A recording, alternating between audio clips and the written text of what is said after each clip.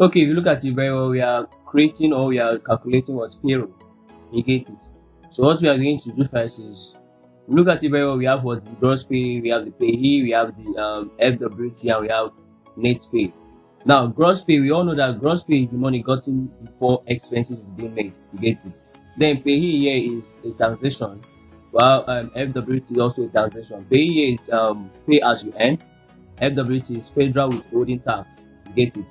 Then we have the net pay. Now, how do we calculate the gross pay? That is how we are going to go about it. First of all, equal sign, we use the hourly rate multiply by hours worked. We get it.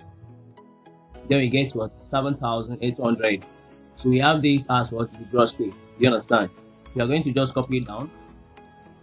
Then we head over to the next the taxation, which is payee, which is equal to the gross pay multiply by the percentage, which is 5%. Okay, 5%. Let's correct that from here.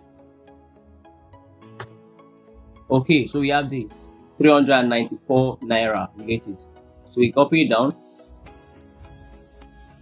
Now we head over to federal withholding tax. So equal to what?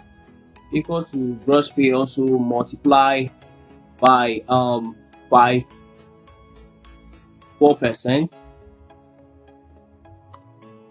and we have this. We get it. We have this. So we copy it down, and we have that. Now the net pay is what we are going to do next, which is we are going to use the gross pay minus the payee minus the FWT. Now let's head over to it. Equal to gross pay minus sign FWT, enter key, and this is the leftover charge. Everything is now. So we have this. We use the gross pay to get what the taxation, which is the expenses, and we use what the gross pay minus the expenses to get what the net pay. Just very simple and short. You get it. Peace and love. Follow for more. See you in the next video.